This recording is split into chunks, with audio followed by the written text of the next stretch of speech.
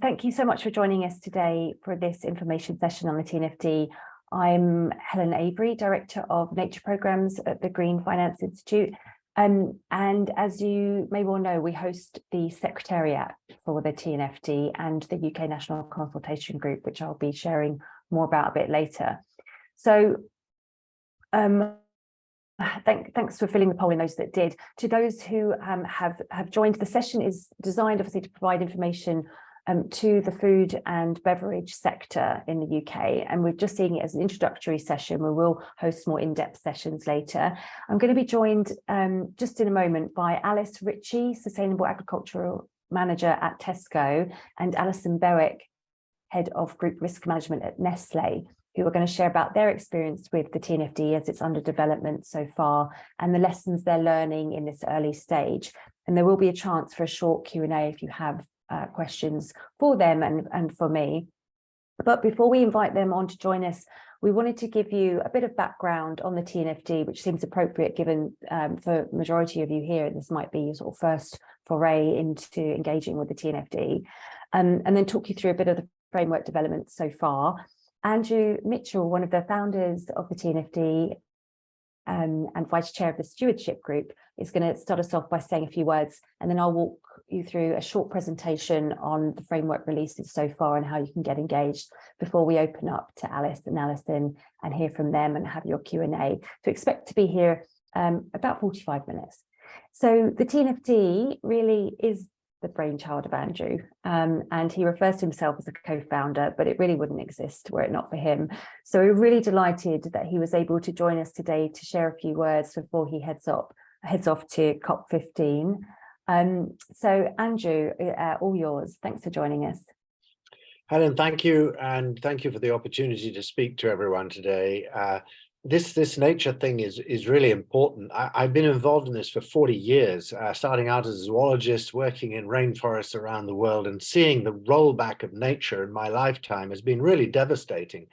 And I think most of us don't really see it except through a television screen, maybe if we go on holiday, but we're all a bit comfy in our cities and we don't really see the incredible disaster that's unfolding in front of our lives. Now, you know, climate, we kind of got the climate message, but after climate, nature's next. And I think that sort of message is really beginning to take off. And so a few years ago, a bunch of us thought, you know, really what we need is a kind of twin for the TCFD, because that did a lot to wake up the finance sector in particular and the corporate sector on responsibilities in relation to climate, coupled with the climate agreement in Paris. So now we're at a similar inflection point with COP15 meeting right now in Montreal on nature.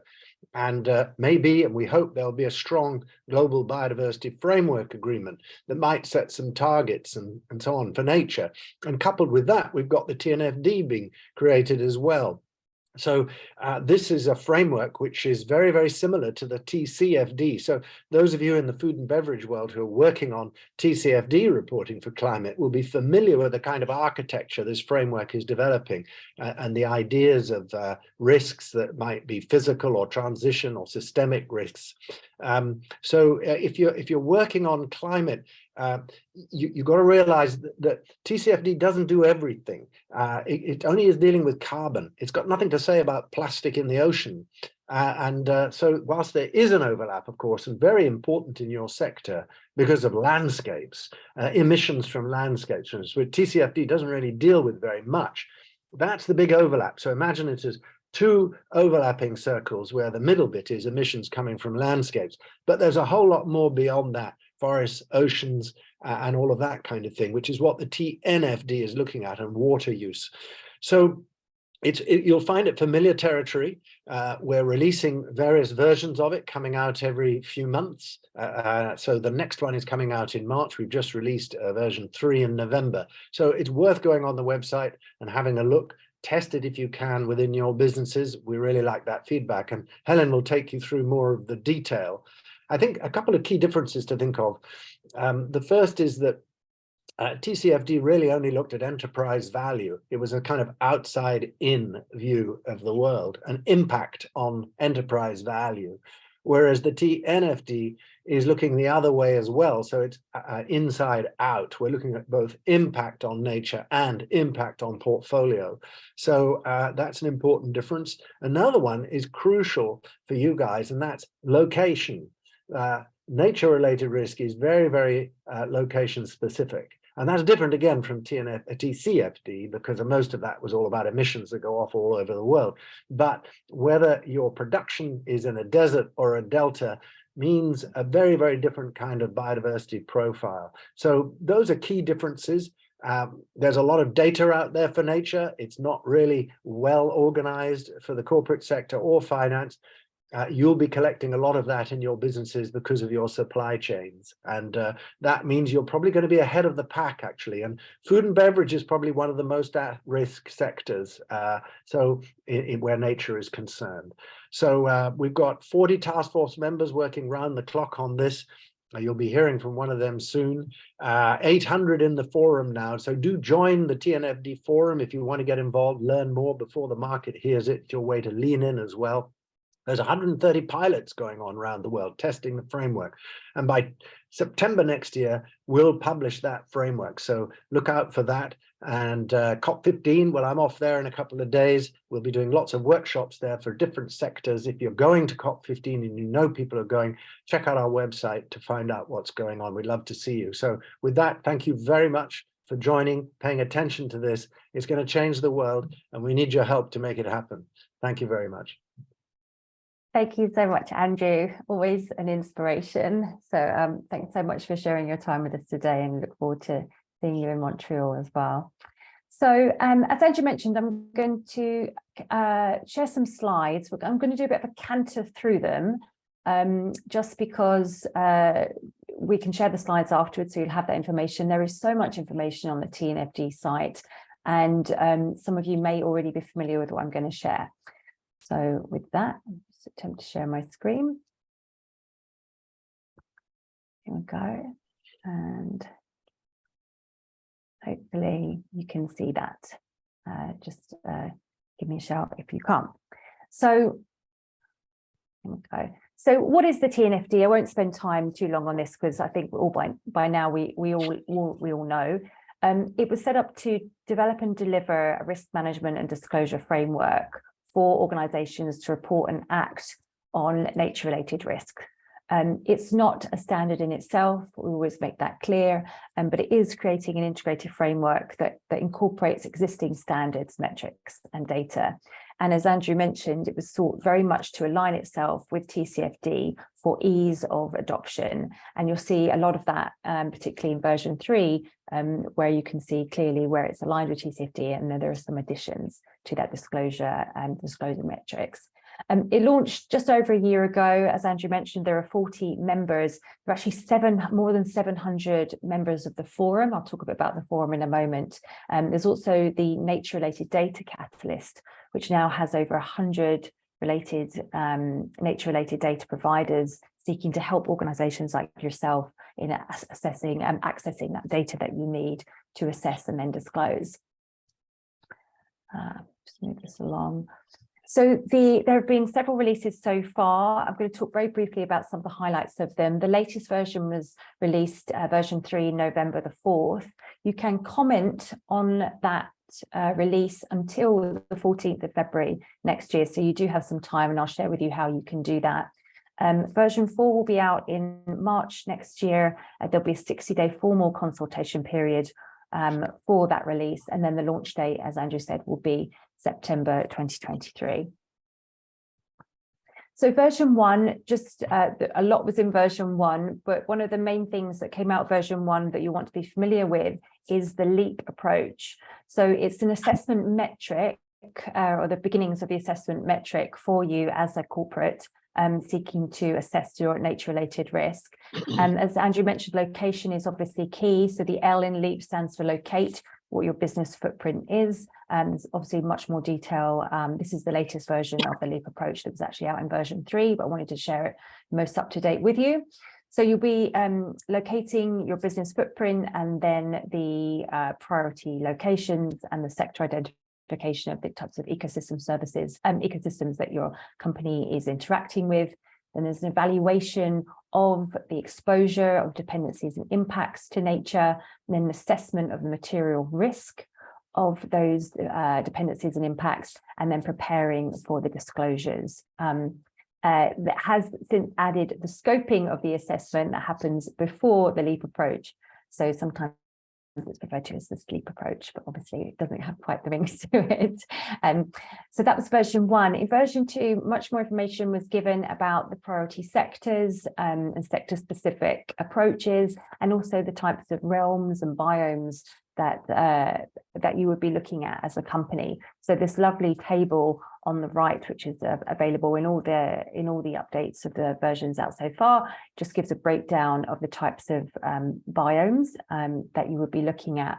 And then I thought it worth showing here that the priority sectors highlighted by the TNFD in version 2 were the ones listed here, and obviously food and beverage is front and center of those. And then version 3 is the latest one. Many updates in this version. I really do recommend that you interact with it and take a look at it. I've highlighted just a couple here. There were 3 new draft disclosures building on the TNFD similar disclosure metrics. There was scoping guidance for corporates was added, and updated guidance for the evaluate phase, as well as a streamlined assess phase. And then over on the right, I've just highlighted that there was an update on the approach to the sector and biome guidance, the tools catalogue now, it's an online platform, on the data metrics and targets with some really helpful guidance on science-based targets for nature that was co-developed with the SBTN, and illustrative risk and opportunity assessment metrics, and a discussion paper on the TNFD's proposed approach to scenario analysis. There are a lot of appendices in the latest version that are really helpful and interesting as you're thinking about how to start assessing your own company's risk. So just briefly, how do you test the framework? As Andrew mentioned, there are 130 pilot tests already underway, and there's actually, I think, 60 more that have had an expression of interest. You can test independently. We'll talk you through that in a moment. You can test through a piloting program, UNEP-FI for financial institutions, WBCFD would probably be the group that captures the corporates that are here today. And then there's a piloting fund, which is less relevant to us. It's very relevant, but not to the group here. So you can independently test the framework by signing up to the framework. The link is here, and so we'll share this with you and put it also in the chat. There's a portal that you can join, and it talks you through the type of information you can share and how to share, and that gets obviously fed back to the TNFD technical team. What we're looking for when you are testing is you're looking to test the LEAP process, how does it work for you, and offer feedback on that, the illustrative metrics, the draft disclosure recommendations, and whether it's a fit for you. This is a really useful period for you to be part of the co-design of TNFD. We do hear that sometimes some of the frameworks that have been developed don't quite fit. So this is really an opportunity for you to have that feedback in these final iterations that are coming through in March, and then the final framework that comes out next year.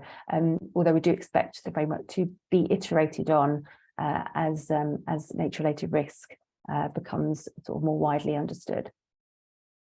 So just briefly, how do you engage? The UK National Consultation Group is what we host. It's really just you sign up to a mailing list, and we make sure that we send you all the information that you need.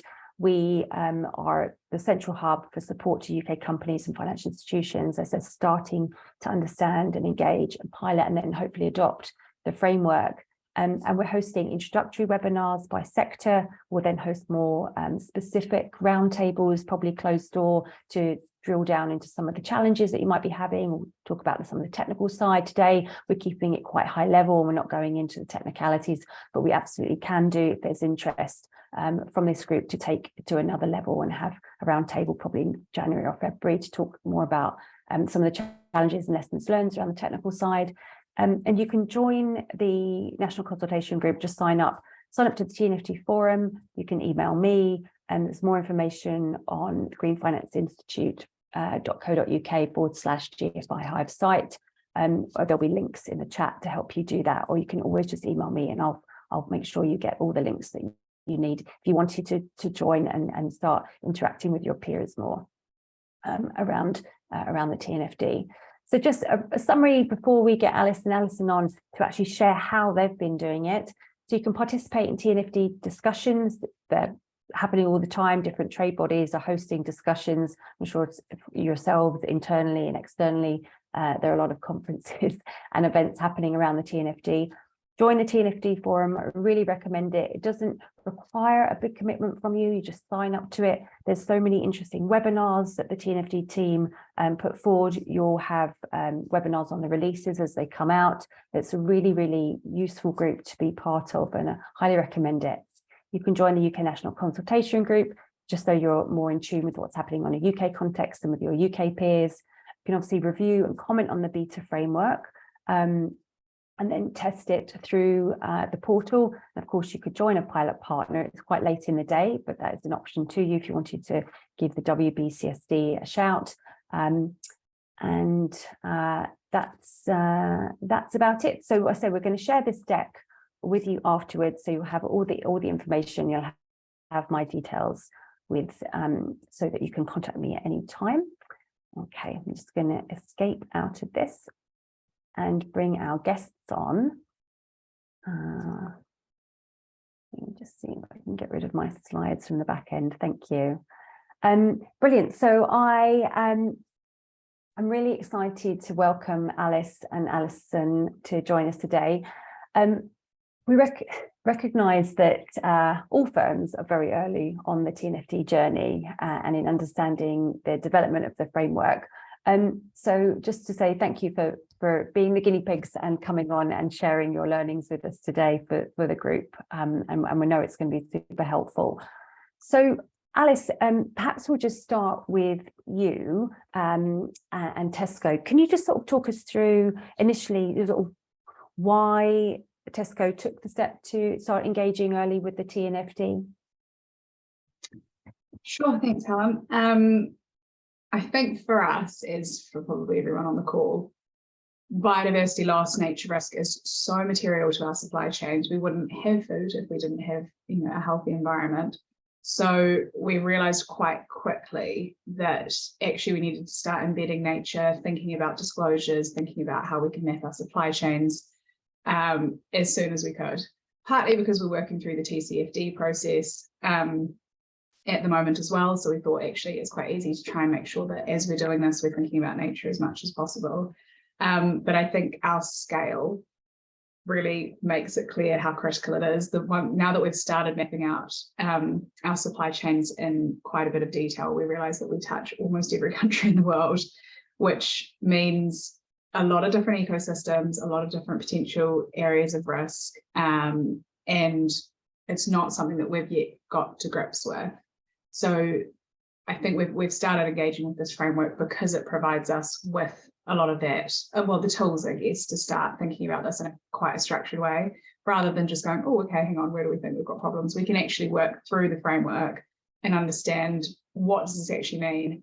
How does this feed into wider business practices? How can we be thinking really early about governance structures and disclosure and things like that? So it's been an incredibly helpful process to be engaged with so far. Thanks, Alice. And so what does the engagement that you've currently done look like? How engaged have you been? So we've been part of informal working groups. We worked with Global Canopy on the pilot on the soy supply chain and part of the TNFD forum. But we're also now working through the LEAP framework. So we're in the locate phase, which we're doing at the moment through a partnership that we've got with WWF and a tool that WWF Germany have created called the Biodiversity Risk Filter. So that's sort of been our first really tangible engagement, I think, within Tesco's specific supply chains. So what that's essentially doing is mapping out as much as we can all of our various supply chains, prioritizing them a wee bit, but prioritizing them more based on the data availability. So I feel like I could talk for 45 minutes about the challenges in getting data for the food retail sector or any food business. It's incredibly difficult, but this framework, this tool that WWF created essentially allows us to put in the postcodes of the farms in our supply chain and then map biodiversity risk over top of that. So that's been a really useful first step. We are very early stages, I should stress. We've done the Tesco, call it the Tesco estate, that makes it sound so much nicer than what it is, which is literally car parks. But we've mapped out the Tesco supermarkets, understood our own risk within our sort of, almost like our scope one in a way. And now we're working through the information that we've got around our farms, where we access, where we access food from, what's directly in our supply chain, what comes further up, how can we use modelling and UK averages to understand our soya footprint. Another thing that we're doing along as we work through this is simultaneously engaging with the science-based targets for nature. So I think the way that I'm viewing it right now is that TNFD and SBTN align hopefully really, really well. But I'm hoping that as companies like Tesco go through the process for both, because the steps are quite similar. Locate is quite similar to SBTN's first step, which I think they call assess or something. Essentially, map out your supply chain, understand where risk is, and then that will give us the tools to set targets, or TNFD will do the disclosure. So they should align really well, and it seems like there's been a lot of engagement from both sides. But we're hoping if we go through the process as a corporate simultaneously, we can help feed into both frameworks, both organisations, to make sure that they're aligning really well. Brilliant. Thanks, Alice. And you just said, what was the name of the tool from WWF? It's called the Biodiversity Risk Filter. So we're launching it in January. Well, we're launching it at Davos, I think on the 18th or 19th. And it'll be open source, anyone can use it. And then I've been mapping, my own flat in London to be like, oh, what's my pollinator risk? You can literally use it you can put in any postcode anywhere in the world and get a really interesting picture around biodiversity. So yeah, I'm keen. We've been feeding into the process to help them develop it and make sure it's sort of fit for purpose for food businesses. But once it's published, I'm super keen that as many people use it, as many companies use it as possible, because I think that'll be really helpful for all working to the same, using the same tool. Brilliant. Thank you. Thanks. So Alison, coming on to you, Nestle. So I guess the same question, why did you start to get engaged? And then sort of what's your engagement level been so far? It'd be great to hear. Hi, thanks, Helen, and good morning, everyone. Yeah, so maybe just a bit of background then. I'm head of risk and I've been leading the implementation of TCFD at Nestle now for the past 4 years. And Nestle is a member of the TNFD task force, so we're heavily engaged, I'm pleased to say. And also we're part of the Swiss TNFD consultation group. So this is good to join now to see what the UK consultation group is doing on TNFD. So I mean, I think I very much echo what Alice was saying. As a business, we rely on agriculture raw materials, which means we rely on nature for our business model. So we need healthy ecosystems, we need ecosystem services in order to have our raw materials. So it really is a business imperative that we restore and renew resources, natural resources, because we all depend on that for our food. I think also in addressing climate change, we really start to better understand the importance of reversing nature loss and really supporting, preserving and restoring natural capital and biodiversity. So really I see them as very joined up thinking. Climate action and nature action go completely hand in hand. So we began implementing the TCFD 3 or 4 years ago. And I would completely echo what Andrew said, is that TCFD did a fantastic job at driving awareness, as well as I think urgency in the finance and the corporate world to have more information out there and more transparency around the impacts that businesses have on climate and the actions that the businesses are taking to address their carbon footprint. And really, I think we need that now for TNFD. TCFD, I think, did a great job of being principles-based and really helping to drive a harmonized, disclosure environment. And they've been very successful. We now see a lot of legislation coming into place that is essentially mandating TCFD. So for me, TNFD is a great opportunity to try and harmonize some of the reporting around nature. And again, with Alice, we're also working with the SBTN. So for us, it's trying to drive an aligned set of principles around nature disclosure that will help to, I think, help companies to understand better, like what is valuable out there, from a disclosure point of view, and what can help drive comparison. So it can help, capital allocation decisions be made on a sort of, level playing field. So I think that's a really important objective, for TNFD to deliver that. I think also that TNFD, or I should say nature, is highly complex and there's a lot of uncertainty. So I think having some guidance is, okay, how do we tackle nature? Because climate is hard, but nature is even bigger. So helping to give some, guidance to corporates as well as financial institutions around how do we approach this. So I think we've found it incredibly useful, I think, to be a member of the task force, because we meet with other companies and, we share challenges and what's worked really, really well. And I think one of the important things that TNFD has already done is try to scope nature out. So what's included, how is it defined? Have a common set of vocabulary of how we define these things, even because nature means different things. I'm using nature, other people use biodiversity a lot, So I think for me, it's been a real learning curve as well, just to understand, right, what does nature encompass? And can we have, clear definitions that we can all use? So we all start talking sort of a similar language. And then probably just lastly, as well as, the metrics. So the data and the metrics.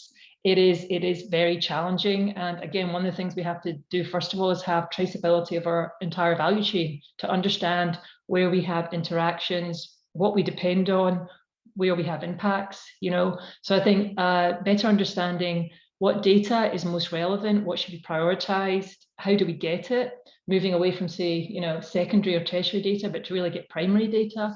And then what metrics are going to be most useful to drive action, so that capital starts to move to, more nature positive business models as well. And are you able to share, I know it's very early days, even though you're also a member of the task force, how you've approached it? Alice shared that they've sort of done their scope 1 and now they're looking to scope 3 and working with a couple of tools. Is there anything you could share that might be useful for those listening? Again, it's probably similar to what Tesco has done. It's about understanding where you interact with nature. So your first thing is your value chain. I think this is where implementing TCFD has been highly beneficial for us, because we mapped out our physical footprint and then overlaid our commercial footprint within the sort of own the same digital ecosystem. So really building on that. So transparency of your value chain, I think, is the first step.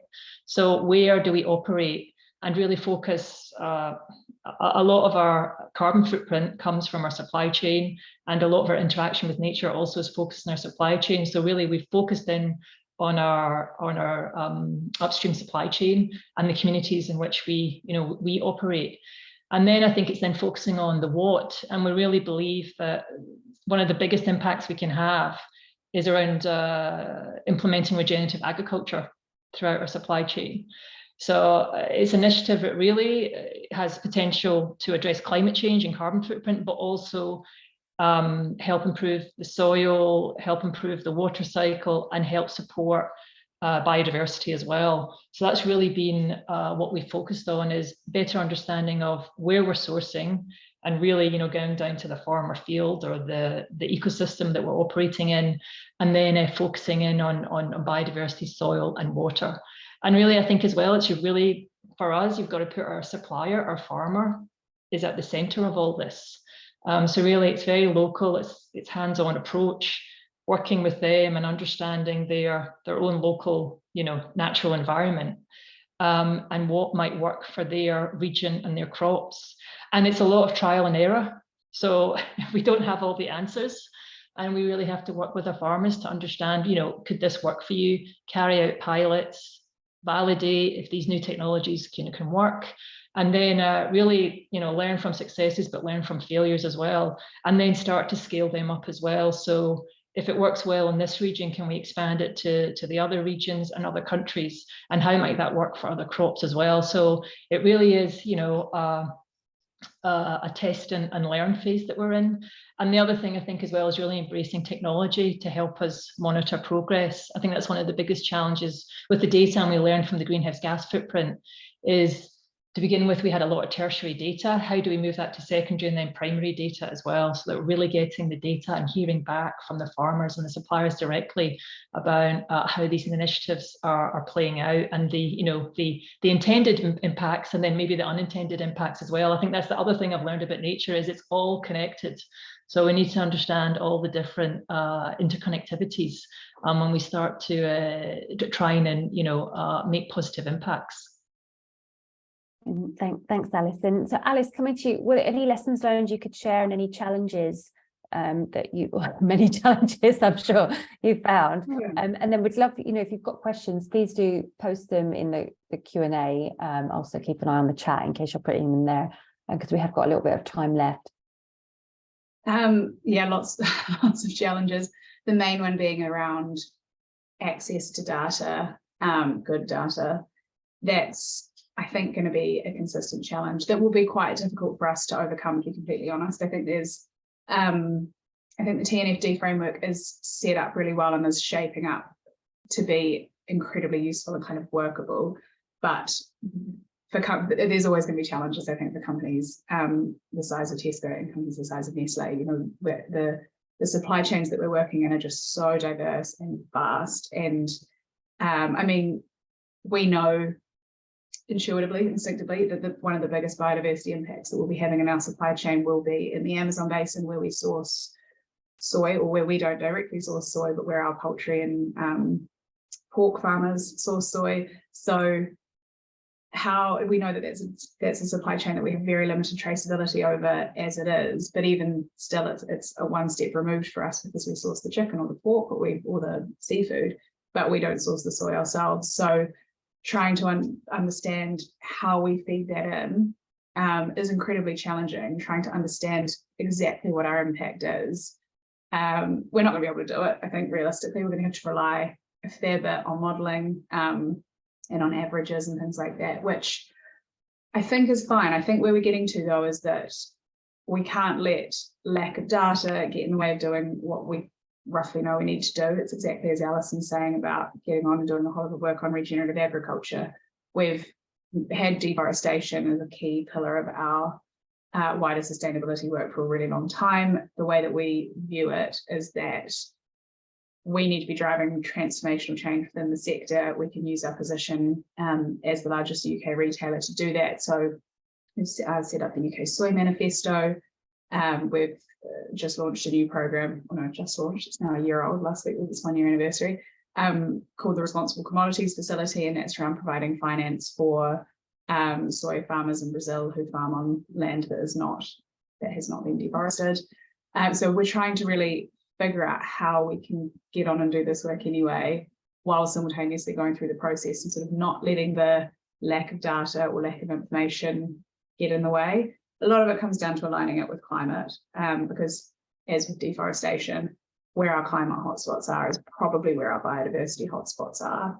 But as we're working through this locate process and mapping out our supply chain to biodiversity risk, we're realizing actually it's fresh produce and it's a lot of fruit and veg, wine, those kind of different products that we're sourcing from some of the most biodiversity rich areas. So actually, how does this align with our sustainable diets policy, where we're really trying to get people to eat more fruit and veg? What does that mean in terms of biodiversity risk? We know what it means from a climate risk perspective, but trying to align the two isn't necessarily always going to match up, which is again where I think we're going to start seeing some challenges. One of the ways that we're trying to get around that is by working towards a system of third-party certification. We can't necessarily do everything on our own in our supply chains, and we don't have the ability to be out there talking to every individual farmer. And we've got 14,000 fresh produce growers. So what we decided to do is ask that all of them are leaf mark certified. So for leaf mark, that is basically around integrated farm management. It's got a big soil health element, but it's got a huge biodiversity section that's looking at not just biodiversity, but full landscape conservation and alongside sustainable agriculture practices. So all of our UK produce growers will be leaf mark certified by the end of this year, which is quite exciting, and internationally by 2025.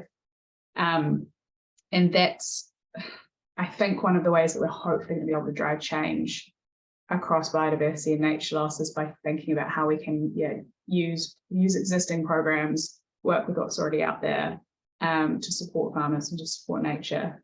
But I think as we keep going, I mean, we are, in terms of the mapping and supply chains piece, we are really early stages of it. So I think challenges will probably continue to come up, and it'll just be about finding workarounds that don't allow us to, I don't know how to explain it quite right, but finding ways to get what we need, to get the most accurate picture we possibly can, but not worrying about it if it's not 100% perfect, because realistically it's never going to be.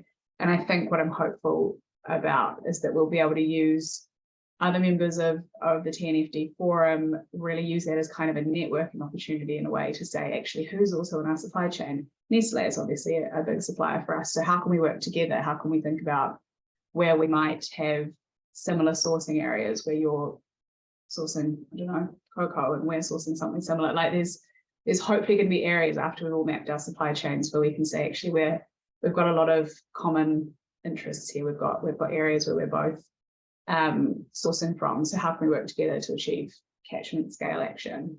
We've been, again, doing that for a while through our partnership with WWF, and it's an almost similar program, but without this formal framework around it, essentially saying, right, we roughly know the areas that we source from.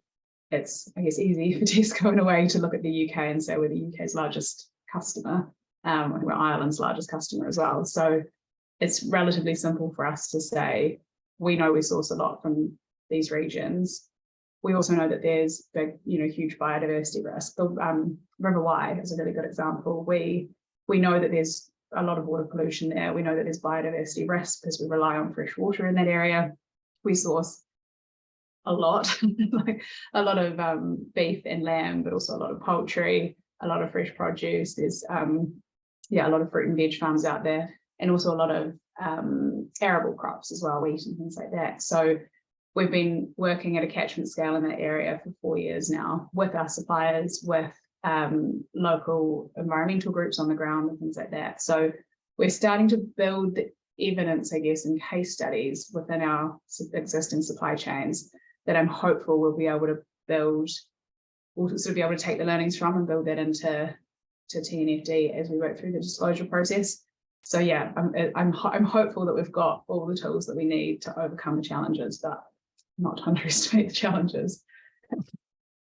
So there's a lot in there, and I think it's really interesting the points you made about the role that certification actually might play in trying to get access to some of that data, especially when you're dealing with just so many farmers. But of course, it always comes back to the cost for the smallholder farmer. And what you were saying about sort of working with some of the partners and peers where you sort of share the same sort of sourcing. Alison, before I sort of head to questions, I just wonder if there's anything you wanted to share before we wrap up. I think one of the key things that TNFD is doing, and I think will continue to do, is just drive awareness that it's more than climate that we have to tackle as a world. And I think that's a really important message. And I think, again, that's what I've learned when I think about nature. It's water, land, atmosphere, and biodiversity. So I think it can be a really important framework to try and introduce that discussion within your company. A lot of companies have their net zero roadmaps, but it's broadening that discussion and that awareness at an executive level. So I think TNFD has been excellent at doing that. I think also, yes, it's trying to drive sector movement on this as well. So Tesco is a very large company, Nestle is a very large company. If we discuss this with our suppliers, with our customers, it's trying to, we can influence and drive action at a sector level, which I think is key, because in agriculture, we're all in the same situation and our high dependency on natural environment.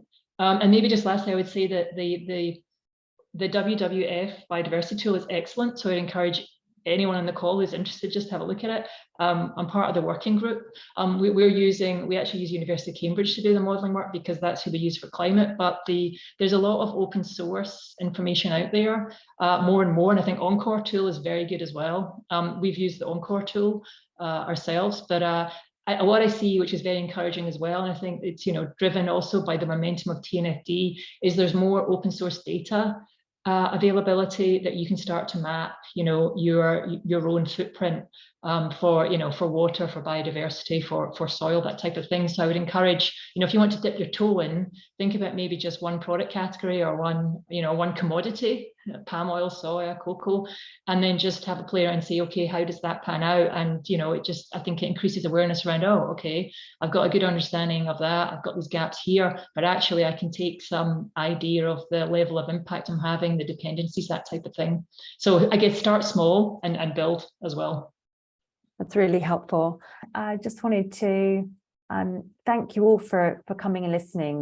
We're thrilled that you're interested. We're obviously very, very interested and supportive of the TNFD, and very grateful to Alice and Alison for joining us and sharing their learning so far.